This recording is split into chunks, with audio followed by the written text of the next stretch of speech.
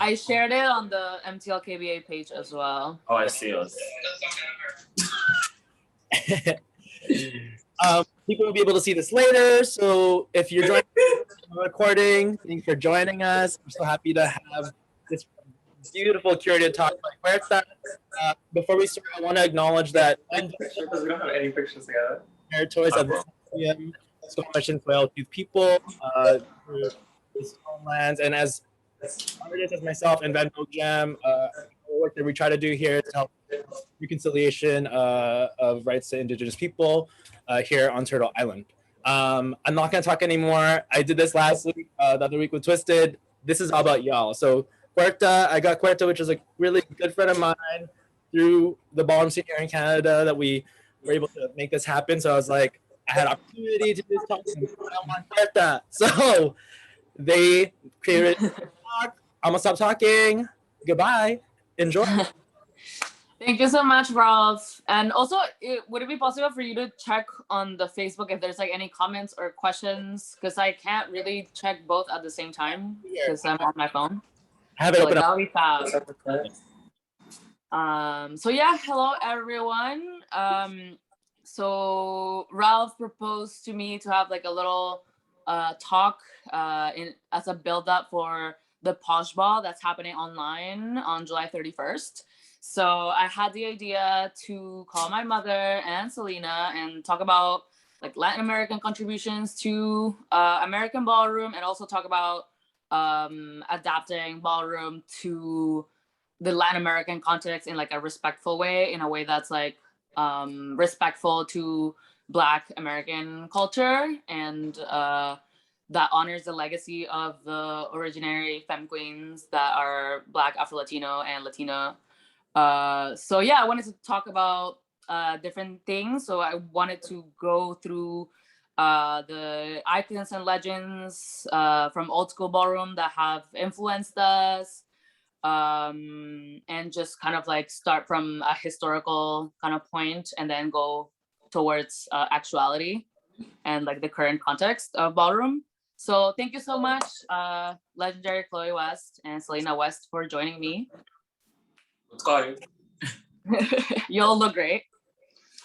Thank you, baby.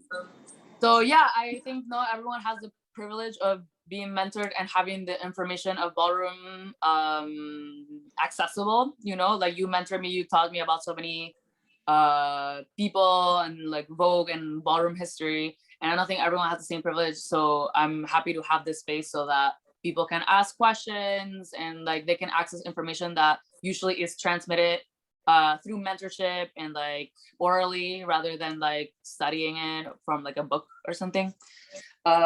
So yeah, I wanted to start with that. Like I know that you showed me a bunch of different people from old school ballroom that are now kind of like my main influences in Vogue, such as Christina or Alyssa. And I just wanted to know, like, as someone that entered ballroom, who did you look up to, and like how did you feel as someone that is from a Latin American ballroom entering that space, for both of you? Should I go first? Or? Go ahead. Oh, so for me, I definitely, it was kind of like, growing up, I didn't really hang out with a lot of Latin. Like, I had my family, I'm very Latin, like, you know, Spanish is my first language, but I also will always gravitate towards more of a mixed crowd. Like, I never really fit in with the really, really Spanish people, that for sure, growing up. So when I entered ballroom, to me, it was nothing, because that's literally how I grew up. So it wasn't like a big culture shock or nothing like that, because it's literally my friends growing up. It was, you know, it was mainly like right. Like African Americans or like Afro Latinos. It was never like really majority like Spaniard, you know, like the white Latinx like side. You know, like being Spanish and being Spanish and being like Latino and Hispanic, like all of that falls into different like things. So with me, I grew up more of I had like a more of an urban upbringing, with like my Afro-Latino peers and Right. stuff like that. So it wasn't really like a culture shock. So I felt normal. I could say in a lot of the houses that I was in, like Milan being like my first like main house, like was my majority African American the Colombian house. Especially when I got in, and especially my chapter. Within the House of Milan, they did have a lot of Spanish people and stuff like that, like in other chapters. But at that point, I wasn't really like meeting them. I was still in Florida, walking whatever the fuck I was walking at that time. But a lot of the people that influenced me in ballroom starting very young. I started ballroom like around 17. I'm 29 now. I would say the icon Warren Milan, which was like my first gay parent. Leomi, Christina, Alora, people like Alista and Vanessa Mizrahi, like those were the kind of people that were either like influenced like internally and like externally. Like some of those people I had like really good relationships with, and some of those people I actually never even met, just like saw them at a ball or online. So they still had like a thing in me, I guess. So yeah, you study them, you look at their clips, you get inspired. Right. So that was kind of like my upbringing, like my very first upbringing into ballroom. That's kind of like what kind of molded me into the performer that I am today. Stuff like that. Okay. So what about you, Selena? Okay. So I'm from Phoenix, Arizona. I am first generation Mexican. Both my parents are from Mexico. But Arizona is a very racist state. So my parents spent a lot of time not teaching us Spanish, not teaching us about our culture, so that we could be like unclockable, I guess, with our accents, all that stuff. So growing up, we would have a lot of border patrol everywhere. We would have a lot of like immigration stops. ICE was everywhere. So for us being first generation, our parents were very neutralize your accent, don't learn Spanish, be as American as possible. And assimilate, and I think that damaged us more. I mean, it was a survival skill. They weren't doing it on purpose. So my neighborhood was 98% people of color. You were either Black or Mexican. That was it. And a sprinkle of Salvadorans, a sprinkle of Hondurans, and that was pretty much it. So my upbringing, so I look at like ballroom and like it looks just like the neighborhoods that I grew up in. So it wasn't until I went to high school and I was like, I'm really gonna study Spanish. So Spanish is my second language, and like I'm really fluent now, but I really try to learn about my culture and learn about all these different things. So then I went to college, studied Spanish there, studied abroad in Argentina, lived in DR for almost 3 years, traveled all through Latin America. And through that, I really connected with Latin America, but still there's some kind of disconnect. So like when people are like, oh, did you watch this show growing up? And I'm like, I have no idea what you're talking about. Or like, oh, you're Mexican. Do you know this artist? I'm like, I have no freaking clue, because even being first generation, that close to the border. But yeah, there was a disconnect. So I feel even still today that I'm still learning so much. And then my influences for ballroom, I just started transitioning last year, but when you're trans, you just always know that you're trans. So, but I didn't know anybody growing up. Like it's a really machista culture.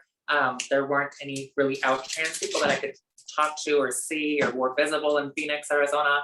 So I saw Leomi on TV, and that was kind of like my first introduction to ballroom and trans people in general. And I was more attracted to ballroom for the trans people. So, like I said, I moved around I've moved everywhere. But when I moved to LA was really the first time that I went to Evoke nights and met people and really kind of fell in love with everything that was there. And my influences were Leomi, Alora, actually Felix as well, because I was kind of going through my gender identity crisis, and I was walking between face. That was like one of my first. I remember I walked the same event as you on OTA one time. We both. Oh, wow. Oh yeah, I walked face there. And it was because if there wasn't a function that if there was a function that I wasn't walking, I would go in drags. And people were like so confused. They're like, how are you gonna be a between face but then show up in drags and you're not walking? Like that's so confusing. So then I reached out to Felix and online, and I was just like, oh my gosh, like I see you going in and out of drags, and you know, it was, I think he went to the Dorian Corey Awards Hall to walk, and it was a whole scandal where he walked legendary performance, and they were like in uproar because they're like, you're a legendary drags. I was so there, yeah. So I reached out to him and I was like, in oh Philly, my God, I'm getting read for like this, because like in ballroom, it's very binary. It's very like, you're either a female figure or you're a male figure, and that's it. Choose one and forever stay that. So they don't like people going back and forth. Yeah. So then I moved to New York, and that's kind of like what sparked our friendship and getting, you know, close and stuff like that. But then Veronica Mugler is another person that I adore and love. I love her performance. Christina Tsunami as well. If I mentioned Delora, who else? There's so many influences in ballroom. Like there's so many talented and wonderful people in ballroom that I'm just like in awe all the time. Deja, gosh, there's so many. Alyssa, Absolutely. like. I remember one night. Yeah. Chloe was like, we're watching Veronica's videos all night. So it's like a study. Like anybody that wants I guess them memorized. There's like, woo, boo, okay, dip. It was so funny. And I like finally appreciated Veronica's performance because like I hadn't really studied it in detail, right? Yeah. Anybody that ever like taught how to Vogue or like has trained under me, they know that they have to sit through a whole fucking boot camp of watching Veronica clips, because then you're gonna understand. She understands. Yeah. You know. So yeah, thank you so much. I have like kind of like the opposite experience as you, because I grew up in Latin America until 21, and then I moved to Canada, right? So like to me, where are you from? I'm Peruvian. Okay.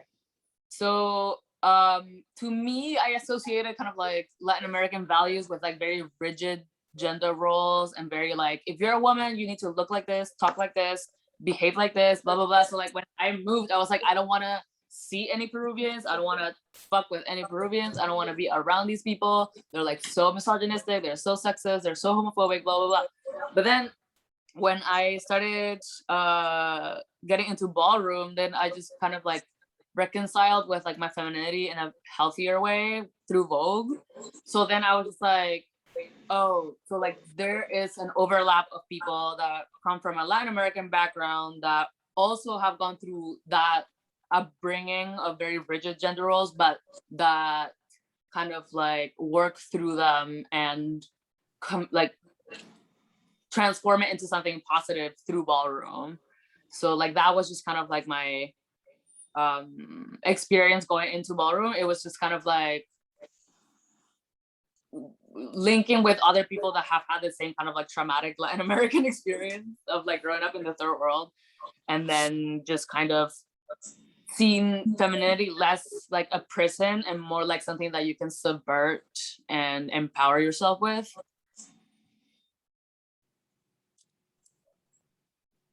So yeah, I had a different experience for sure, but I wanted to ask you if you feel like ballroom, like cha-cha girls, Latin American girls have like do you see their like cultural influences when they walk? Like you think that they Vogue a certain way? Like absolutely.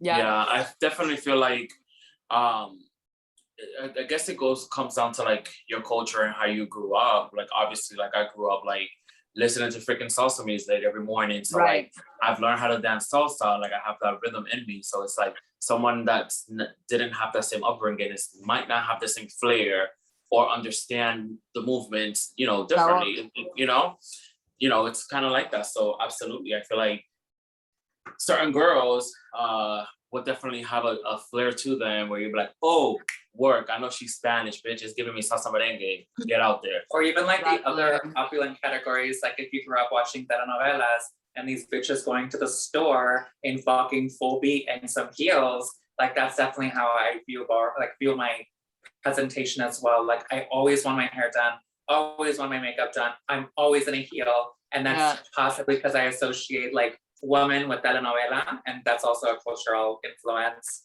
Absolutely. I feel like also like the way I do my hair, like my baby hair, so like it just definitely, it's because you grew up like idolizing certain looks, or like I don't know, like Venezuelan Miss Universes or that sort of look, you know, like kind of pageanty and that kind of like inspires me when I walk Yeah. stage too.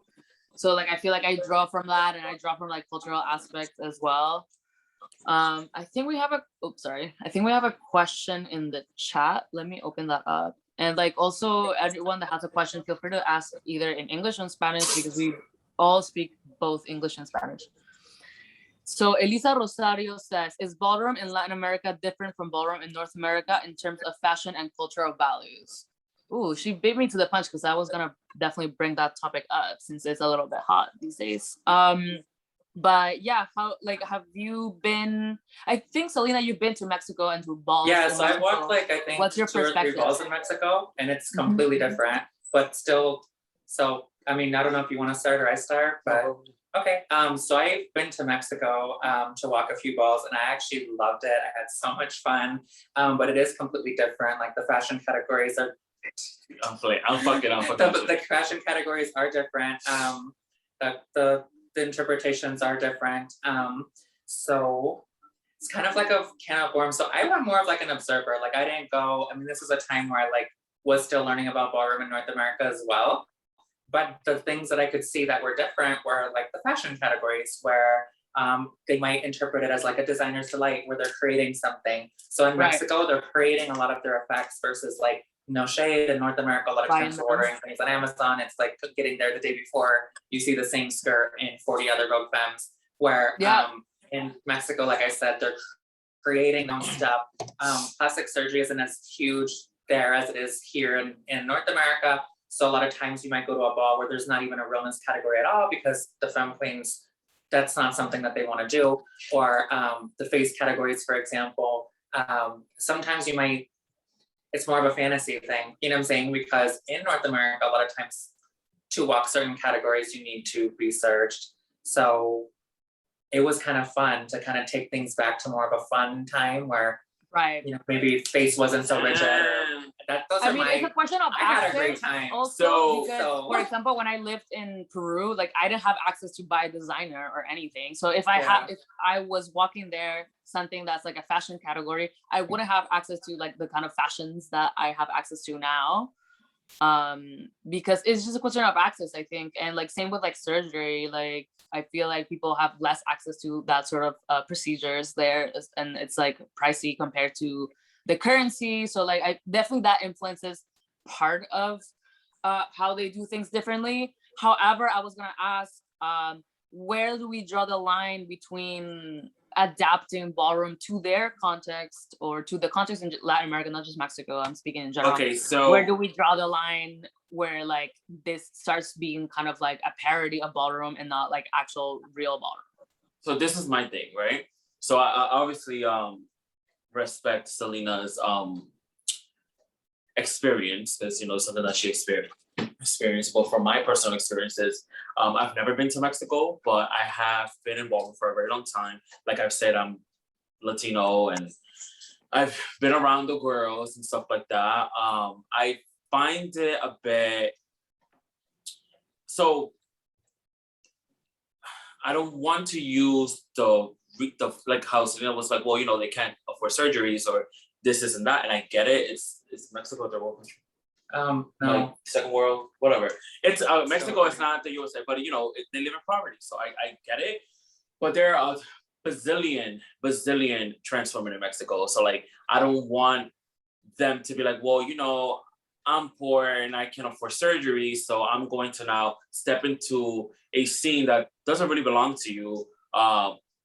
That has kind of been handed down to you in a sense, because ballroom, no shade, ballroom started here in the United States. Yeah. And when I said handed down, it's like the fact that we've allowed ourselves to pretty much be here and have to expand to all these other places, Paris, whatever. So it's something that has been handed down. Yeah, given that they respect the culture that they're getting themselves into, right?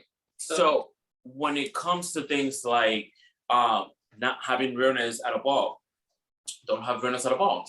But when you are saying, hey, and that's kind of what my disconnect was with the scene in Mexico, when it's not like the fact that they're not having realness, it's the fact that they're having realness and then they're walking with a beard and they're like this and that, and then the people that actually want to abide by what ballroom is now they're getting shunned out, and they're like, well, now you're trying to be a conquistador and take Yeah. my power away, which is like, that's exactly what you're trying to do to us. Yeah, in a exactly. sense. I have a hard time comprehending how the most vulnerable, marginalized community, which are femme queens of color, are colonizing in any way the expression of people in Latin America that are part of Ballroom. Like, I have a hard time thinking of them as colonizers or like anything privileged, because they are a vulnerable group, you know? And it's their world that they created, and they embraced us and they welcomed us, you know? So like, in the order of like gratefulness and like honor their legacy, I kind of like try to be as respectful as possible. That's where my disconnect happens. If it was something like, so let's say you said something about labels, let's say, and they wanted to be like, oh, we're gonna we're gonna have a label category, but this label category is kind of like Kiki labels. You know how they do that in the Kiki scene.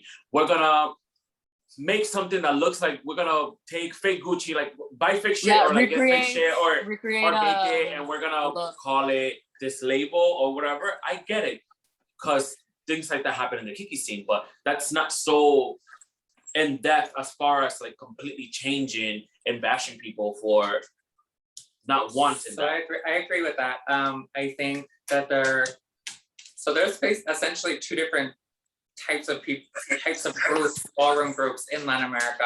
I think I had such a good time because I was around the Mexicans who really want to learn about ballroom. So Anya Ninja, for example, Anya is like, she's dedicated to learning the ins and outs of ballroom. So I was with Anya the entire time. So of course my experience was different, where Anya is also reading the other girls who aren't, you know, who are doing something completely different. When I was living in Dominican Republic, there was a drag ball called Draguealo. Oh my God, so much fun. Kind of influenced by ballroom, but that's completely its own thing. So I've had this conversation with Anya before, where I'm like, okay, well, these people that really want to change these categories to the point where it's not ballroom anymore, do something like Draguealo, do your own drag ball, do your own something. Right. But so it depends. Like, if I'm going to Mexico for a ball, my first question is, who's throwing the function? Because if it's a person who's like really trying to abolish all of these different categories, and I'm just not interested in going, it's not something that I want to do. If Anya Ninja is going, I'm going to the ball. I know that it's going to be, I know it's going to be fun. And I know that they're going to interpret those label categories. They're going to do something interesting. And that's what I loved about going to these Mexican balls, where it was just like the creativity that the people had. Like, it must have taken weeks and weeks for them to create some of these effects that they were bringing at the ball. So, sorry, my dog was gonna get a chancletazo if he gets on. So there are definitely groups of people in quote unquote ballroom that I would never be clapped at in their function ever. Absolutely not. I think it's disrespectful to our culture. It's disrespectful to the people that like lay foundations for us. Exactly. Absolutely not. It's a no-go for me. Yeah, I agree with that. There's definitely a line between like adaptation and appropriation, or like disrespect. And I think there's definitely some sort of disconnect, that a gap that needs to be bridged, and like kind of like decide whether like people are in with this culture or they're just gonna do their own thing.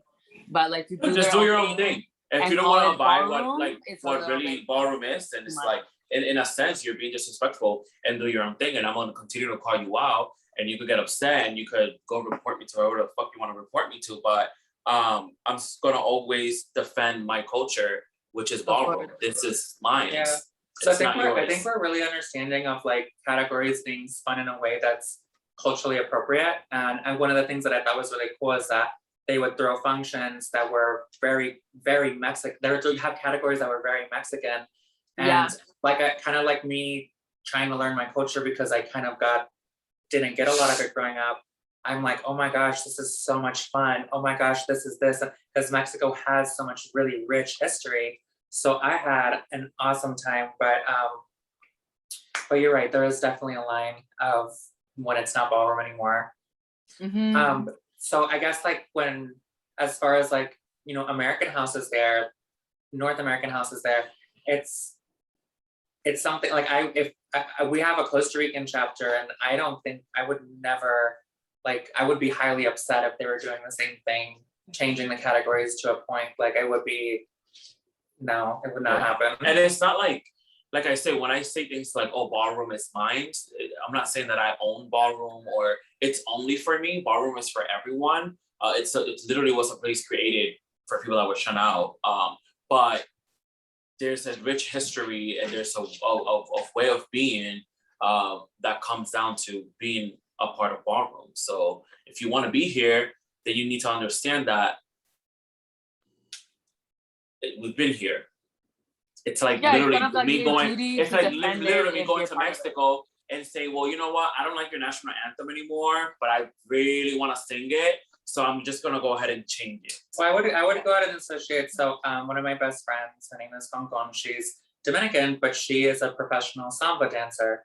But what she does is she goes to Brazil. She goes to functions where there's going to be a lot of Brazilians. She learns the ins and outs of samba. She learns what's culturally appropriate. She learns about the costuming and the effects, and really takes the time so that as a non-Brazilian, whenever she's dancing samba, she's always respectful of the culture, and she's never like that would be insane for her to be in the United States and her tell a Brazilian samba dancer, oh, you're like colonizing. That's like weird. Like that's just like, if then don't call it samba anymore and call it something else. You know what I'm saying? Don't call it ballroom anymore. Do a drag ball like how they're doing in Dominican Republic and completely create your own scene. Whatever fucking together you want to do it like that.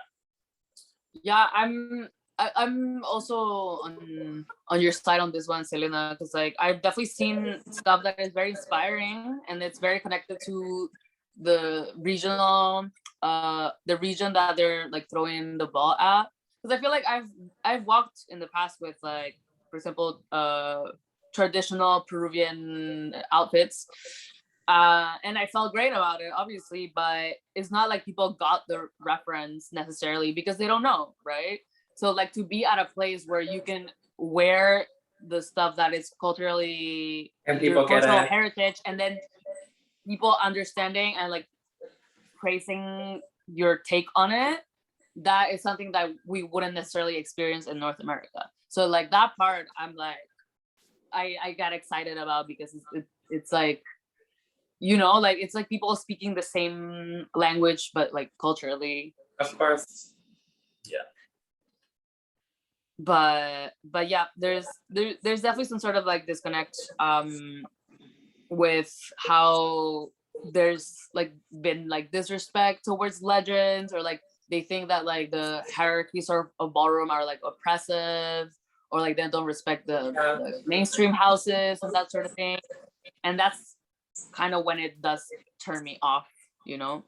Which is ridiculous. We enter, so I think when we say they, it's definitely minority, because when I am there, I think they see like the large majority of Mexican ballroom sees legends as inspirational. They are obsessed over the clips. They're inspired by these people. And Mexico is a place that's a lot more homophobic and transphobic than the US, where I can walk around the Bronx and yeah, it's a little ghetto, but I'm not necessarily, right, I don't know, like what the same kind of over my shoulder that I need to do in Mexico. So a lot of, even my family members, like a lot of my family members have been shunned from the family, are not allowed at Christmas.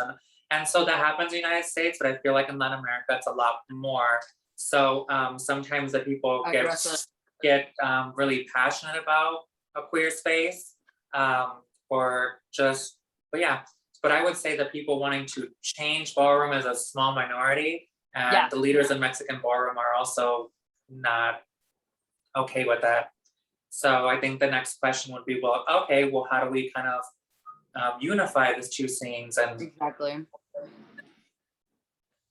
Yeah, you're definitely right in that regard, that like there needs to be some sort of communication and reach some sort of like, I don't know, agreement or something.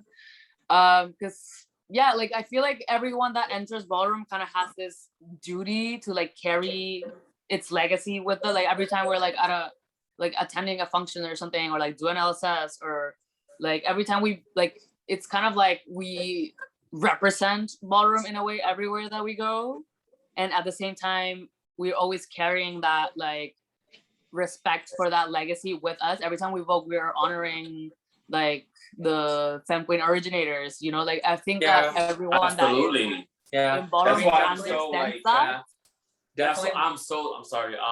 I'm so like hard and like stern, like even on Selena, and like anybody that has like learned to vote from me or stuff like that, like to pay homage and like know what came before you. Like I've been around girls that have been like, oh my God, I love Tamaya, and then I'm like, work, I love Tamaya too, but I'm like, do you know who Alora is? And they're like, who's Alora? And I'm just like, yeah. Like do your research. Like growing up in the scene, like I wasn't able to just come out and just fill it and just be like, oh bitch, I'm that girl. Like it's a rite of passage. You have to earn your stripes. Exactly. Do your history. Yeah. Learn your history. So definitely when I am voting or I am filling it, and there are some times where I'm like, all right, yes, Christina, this, or this is Veronica, and this, and those are like just my little ways to pay homage to the people who have paved the way before me. And even when I start walking different categories on that, and Taya, you know what I'm saying? Like there's just so many, both, yeah. So and we are very well, a lot of us are very lucky that we've got to share spaces with these girls and, you know, this women that have molded our scenes. I know that, you know, if you don't live here, that's kind of hard, but even a bigger reason to why you would want to know who these women were or are.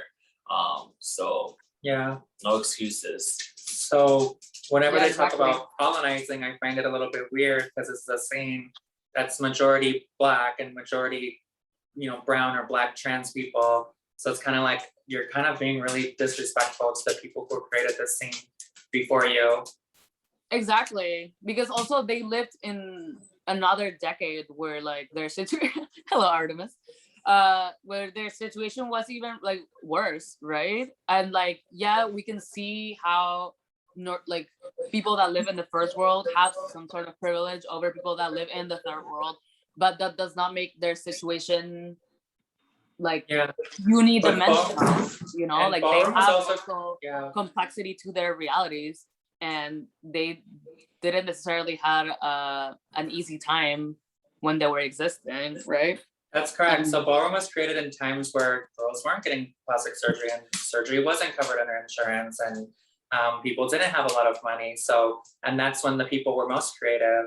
So yes, ballroom has changed, and Mexico did kind of remind me of the clips from back in the days that I was like, oh, right, I've seen clips like this. But yeah, it's definitely a space to be creative without having to disrespect the history before you. Yeah, for sure. I remember watching old school Space Girl clips, and I would look at the effects and I'd be like, if I wore that today, I would be so chopped. Yeah. So like, yeah, ballroom has evolved, it has elevated itself, you know. And if you don't got the coins to do it that way, then like you get creative and like try to make it look expensive, right? Yeah. Girl, like you don't see me walking fucking labels and shit like that. Like, I mean, because it's just not something that I know that. So I'm very hard on myself, and if I can't do something the best that I can, I'm not gonna do it. So, no shade. It's like it is what it is. Why would you want to walk labels and you don't have money? It's like it doesn't make sense. Yeah. Play to win. No shade. Play to win over there. But yeah, I definitely obsess over, for example, clips of Octavia Saint Laurent from back in the day, and like when I learned, for example, that Jocelyn like kind of like got mentored by her or something, I was like fangirling. I just couldn't believe like you breathe the same air as this person. Like to me, that's just like my Hollywood, right? Like my old school Hollywood. Like who cares about like, I don't know, whoever. Old school Hollywood to me is kind of like the old school ballroom girls, right? Like those are like iconic Hall of Famer blueprint, you know? So like, who do you think would be, or what do you think would be a good start for people to study up and like do their homework about like old school ballroom? Like, what's your advice? Definitely, it's literally YouTube. It's a fucking encyclopedia, open free encyclopedia of ballroom. Like, go to Sugar Champagne's YouTube channel, ballroom throwbacks. Like, search, some of the older girls' name, and then from there, that's why I used to stay up till like 3 a.m. watching clips. Like, I would go from this, and I would be like, oh, there's another clip. There's another clip. Like, when you want to do something, you're gonna find a way. I'm also identifying the people who want to monetize ballroom more than they want to be a part of the culture. So whenever I was in Mexico, I was pissed off because a lot of Mexicans want to learn from legends and from North Americans that are, Mexicans don't North America, but you get what I say. Right. People who go there, because there are legends that go to Mexico and try to teach people that you can't, like, things. There were things, I was a YouTube girl where I didn't have ballroom in Arizona. So when I went to my first function, I'm like, oh, like, this is a little bit different than what I saw on YouTube. And you kind of need those people to mentor you through the function. But I guess what I'm trying to say is that, like, these classes, they would turn it into classes and it would be like $40 US to get in. And that converted to pesos is just kind of like, now we're creating a space where people still don't have access, even the people that want to learn. So I think kind of like identifying those people in Mexico as us, like US people going down there, knowing who's making this huge profit, knowing who's not really for the girls, and then identifying those true ballroom people. Like, whenever I am in Mexico, I always ask Anya, is this person okay? Is that person not okay? This and this, what's the tea? And that's kind of how I move in ballroom Mexico. Yeah, no, that's a great point. I definitely feel like we cannot take advantage of people that don't have the access to that mentorship, and like just putting a price point that's that high, you're already creating a divide where like people that have money will have access to the knowledge, and people who won't have access to that knowledge. When I did that online ball with like the federal Canadian grant, we had 2 classes. One was taught by Luz Extrava at the time, I think. And the other one was like Tati Mugler, right? And like, it was like free registration. Like, we had people from different parts of the world, and a lot of people from Latin America attended, because it's like a huge thing to have access to directly talk and learn from well-versed in ballroom people without having to pay for it, right? It's just kind of, I don't know, like a community feel, you have kind of like the responsibility to like accessibilize this information and this knowledge and this culture without making bank off of Yeah, people. but also what I noticed is like some of the legends that did go to Mexico to explain ballroom all spoke English. So and I was like, none of you guys speak Spanish? And they were like, well, they understand. It's like, no, they don't. They're sitting there like this, yeah, I get it.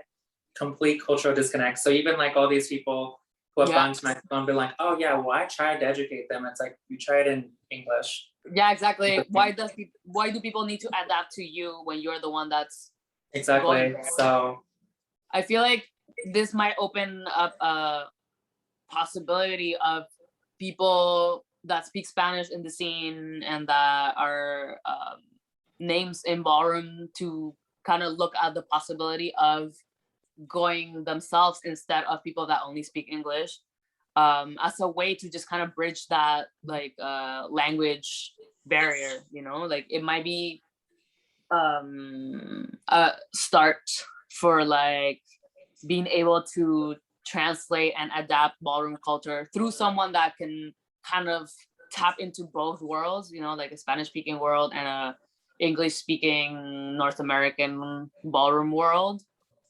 That's just like an idea that would be ideal, right? Instead of like people that only speak English going to Mexico or going wherever and not being able to transmit everything because there's just like a language disconnect. So Chloe, we need to bring you to different places.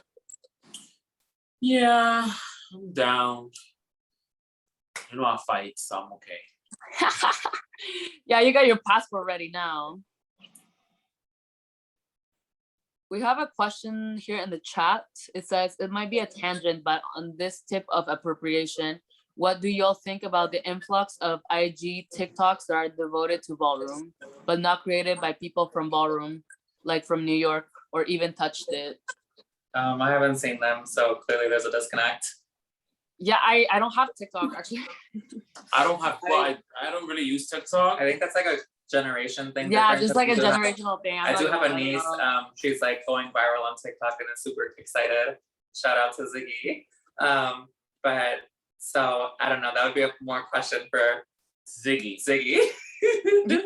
Yeah, I actually don't know this influx of ballroom. So I do see Clips. like the IG pages and stuff like that. But for the most part, what they do is they Just post sharing. clips. Yeah. They Yeah. just post clips and give people shout outs. I don't think there's something wrong with that. Yeah, I There was actually a love that page because like Instagram where this you person, I get to don't know think new they're very vocals. ballroom. Oh. I forget what page it is, but all they do is just share the clips, and I'm like, cool. Yeah, I So- love the clip pages. I feel like it makes you discover other people because like usually I don't know, like in my Instagram I follow people that I love, like their Vogue or their how they walk their category or whatever. So like it keeps showing me their clips, right? But if I follow these pages, I also get clips from other people that I haven't seen walked. So I like those pages, but I think the question is referring to a genre of like kind of like a ballroom themed social media that is not created by ballroom people, and like I can't imagine because I haven't really. I mean, I was sharing stumbled upon Naomi's them. clips before I was ballroom, so Yeah, imagine me in Peru, like not having a scene there yeah. and like So watching I Leomi dip. remember posting it on my Facebook and being like, oh my god, one day, Yeah, I'll go to a ball. I was watching Leomi clips like when I lived in Peru and like trying to figure out how to dip. It was really hard. Like it's like I'm not a dancer, so I was just like trying to figure out like where she put the weight and everything just from this like really like fast clips. And at that time I didn't have access to a lot of clips, so it was mostly just like Leomi's stuff. Yeah, so I guess as long as you're not creating any harm, there's no harm in sharing people's. And then if you do go viral, then the actual girls who Vogue are getting exposure as opposed to these step dropping girls. And Gosh, fucking get me started with that. Embarrassing. Yeah. Yeah, there's definitely that's the influx that I have noticed. Like how Drag Race has like influenced people into thinking ballroom is something that it is not, and just like miseducating people about dips and realness and that sort of thing. That's RuPaul's and I mean the drag scene ain't got nothing to do with ballroom scene. They need to just stay over there and do what they do Their and make lane, their yeah. points. which is what like Latin America needs to do when it's not true ballroom, is kind of create their own scene, have your own draguealo scene, have your own thing. Absolutely, yeah, you're right on that. Okay, she says that they also have videos on Facebook and most of them are posted by people involved in ballroom. I don't know these videos. I'm so sorry. I don't think we're like aware of this trend, but thanks for your question. we're late. Yeah. Anything else that you felt like you wanted to touch upon with like the within the topic of like being Latin American and in ballroom?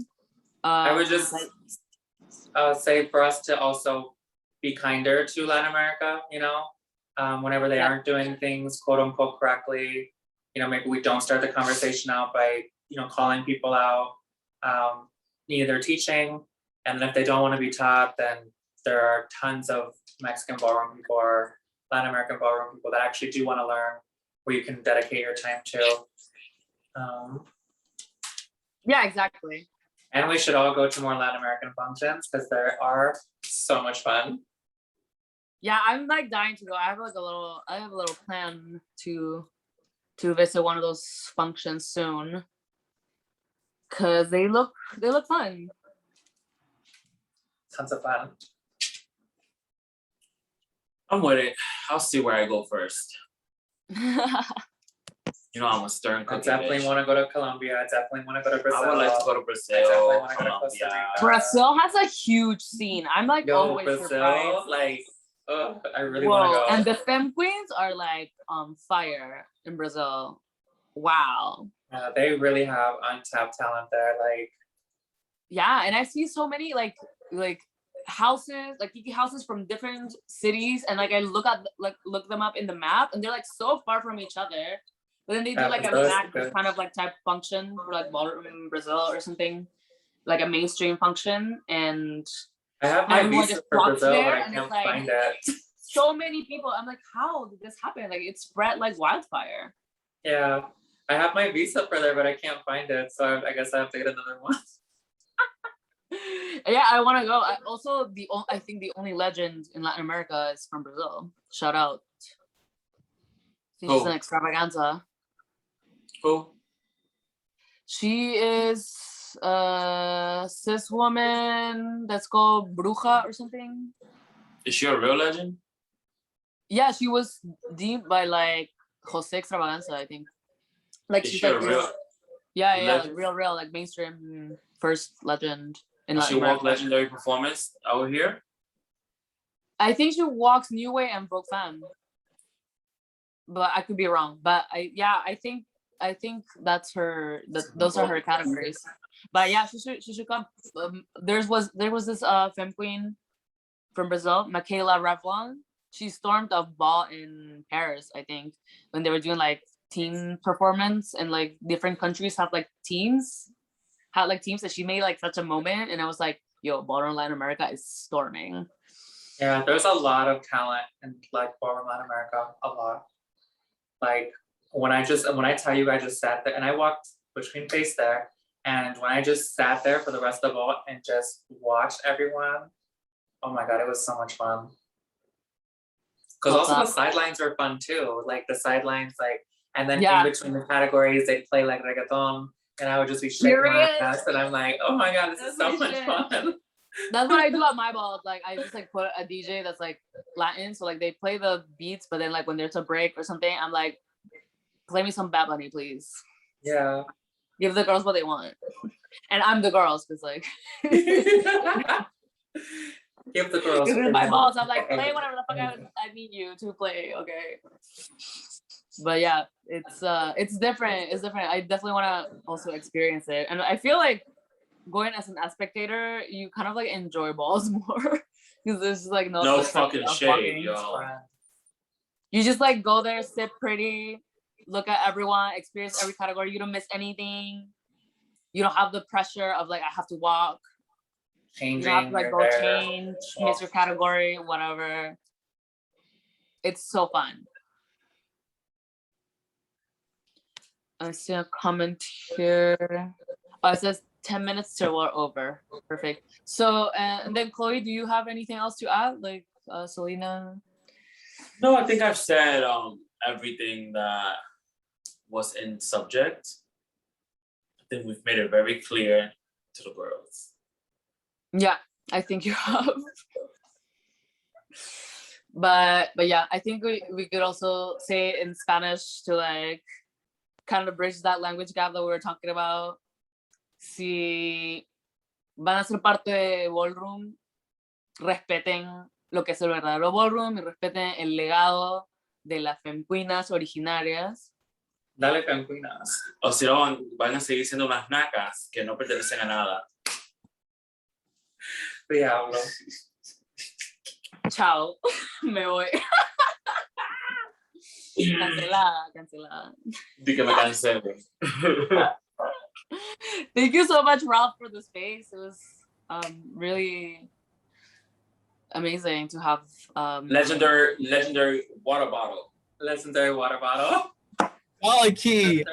Teamed by Chloe. You know what, Posh? She's gonna come out. I was like, are you the water bottle girl? Yo, I'm gonna make my rounds. It's time. The COVID's been really trying it, and you know. Where are you from, babe? I'm in Vancouver. So I've been... like your nationality. Yeah. I'm what? Sorry? I'm what? Your nationality, like where are you from? Oh, my family's we're from the Philippines. So. Oh, nice. You speak Spanish? No. No. I could have sworn I heard some Spanish coming out of there. No, well, they were colonized by Spain for a while. Yeah, they have some Spanish in their language, you know, like for like. I feel like I could understand every fourth word of Tagalog.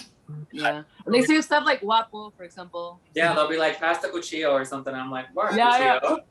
Chinelas, like sort of like Teaching it. they're connected. No, but yeah, I actually like Leomi was like my first like mentor, my mother, and then Deshaun as well. Like they both really brought me up. But yeah, I gotta get out. You're gonna see me. I promise. For sure, we'll definitely kiki and have a drink and hang out. I got my double. Yeah, especially because the American girls have been having so much fun, and I feel like the Canadian girls are kind of like Well, we're also getting common the again. class so. that didn't get to go to recess, getting and we're like super looking gonorrhea. out the window, all the super American gonorrhea girls and having super balls. COVID, so I don't know if you want to be jealous of We're us. just like on lockdown. True. No shade. We do have a ball coming up July 31st. If you want to come online, whoever's on this chat, if y'all want to check it out, we got lots of money to give to people, so just come, get your coins, get your bag. Thank you all so much. Thank you. I love that we were able to do this. Cuarta, thank you so much. Thank you all. Yeah, well, next week is our last series of this talk series that we have. Yeah. We'll have Felix Milan from Old School Ballroom doing kind of like a video show and tell of like some clips from like the 90s. So I thought that'd be really fab to show. Stop. 2 weeks after. I love Felix. They're so great. I love. Yeah, that's just in the topic of like studying the girls that paved the way. Perfect segue. The best, the one. And so this talk, if you want to share with your people, we'll be putting this on our YouTube channel as well. So for all people to watch after. Thank you. Everyone. Thank you so much. Thank you for having us. Oh, thank you. And we'll kiki soon, Cuarta. Yeah. For sure. Okay. Mwah. All my thought line bling. Have a good day. Bye. Bye.